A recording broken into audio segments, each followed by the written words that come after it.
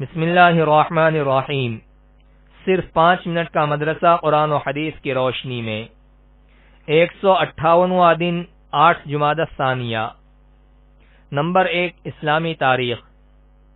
غزوہ خیبر۔ خیبر مدینہ سے شمال کی جانب 100 میل کی دوری پر ہے۔ یہودی مدینہ سے جلا وطن ہو کر یہاں مسلمانوں کے خلاف سازش کرنے لگے۔ انہوں نے مدینہ پر حملے کے لیے بنو غطفان اور دوسرے قبائل کو مدینہ کی آدھی پیداوار دینے کے لالچ میں اپنے ساتھ ملا لیا تھا۔ جب رسول اللہ صلی اللہ علیہ وسلم کو اس کی اطلاع ملی تو آپ صلی اللہ علیہ وسلم نے سن 7 ہجری کے شروع میں 1600 صحابہ کو لے کر خیبر کی طرف روانہ ہو گئے اور وہ لوگ تقریباً 25,000 موجود تھے۔ 3 روز بعد ایک ایسے میدان میں پڑاؤ ڈالا جو خیبر اور غطفان کے درمیان تھا۔ آپ صلی اللہ علیہ وسلم نے قلعوں کو فتح کرنا شروع کر دیا۔ قموس نامی قلعے کا سردار عرب کا مشہور پہلوان مرحب تھا جو 1000 شہسواروں پر بھاری سمجھا جاتا تھا۔ 20 دن جنگ جاری رہنے کے باوجود قلعہ فتح نہیں ہوا تو آپ صلی اللہ علیہ وسلم نے فرمایا، کل میں جھنڈا ایسے شخص کو دوں گا جس کو اللہ اور اس کے رسول محبوب رکھتے ہیں اور جس کے ہاتھ پر فتح ہوگی۔ دوسرے روز آپ صلی اللہ علیہ وسلم نے حضرت علی کو جھنڈا دیا۔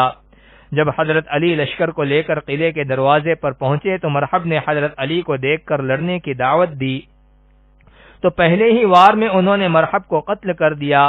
پھر یہودیوں نے ناکامی کا منہ دیکھ کر خیبر کی آدھی پیداوار پر حضور صلی اللہ علیہ وسلم سے صلح کر لی۔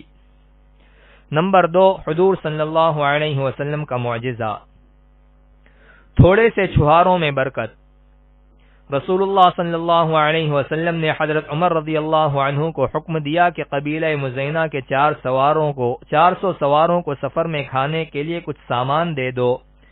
حضرت عمر رضی اللہ عنہ نے عرض کیا، یا رسول اللہ، میرے پاس کوئی چیز ایسی نہیں جو میں ان کو دے سکوں۔ آپ صلی اللہ علیہ وسلم نے فرمایا، جاؤ تو صحیح۔ حضرت عمر رضی اللہ عنہ ان لوگوں کو اپنے گھر لے گئے۔ گھر پر تھوڑے سے چھوارے رکھے ہوئے تھے، وہ ان لوگوں کے درمیان تقسیم کر دیا۔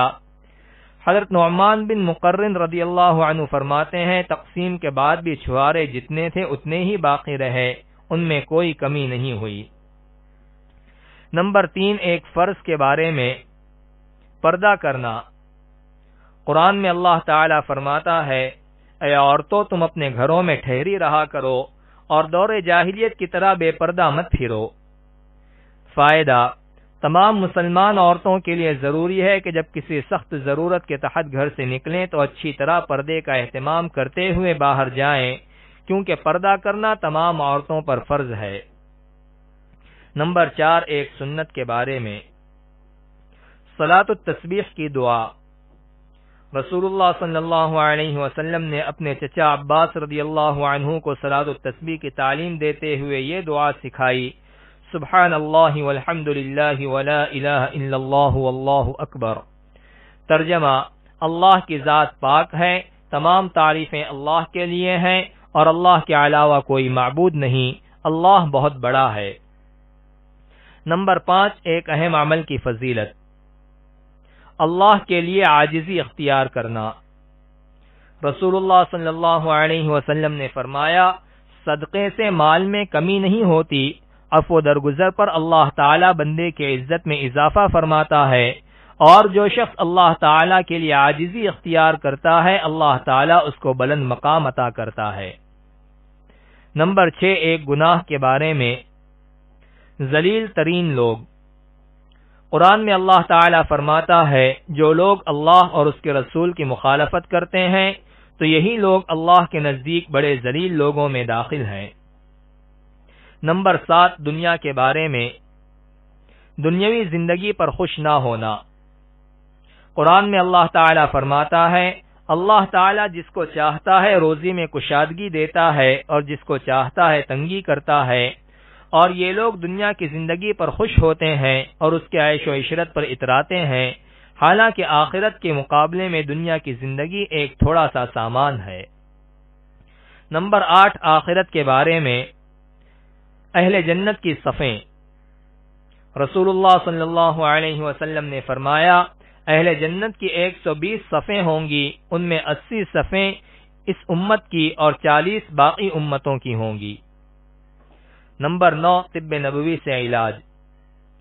بیماری سے متعلق اہم ہدایت۔ رسول اللہ صلی اللہ علیہ وسلم نے فرمایا، جب تمہیں معلوم ہو کہ فلاں جگہ طاعون یعنی پلیگ پھیلا ہوا ہے تو وہاں مت جاؤ، اور جس جگہ تم رہ رہے ہو وہاں طاعون پھیل جائے تو اس جگہ سے بلا ضرورت مت نکلو۔ نمبر 10، نبی صلی اللہ علیہ وسلم کی نصیحت۔ رسول اللہ صلی اللہ علیہ وسلم نے فرمایا، جب تم میں سے کسی کو ولیمے کی دعوت دی جائے تو اس میں حاضر ہونا چاہیے۔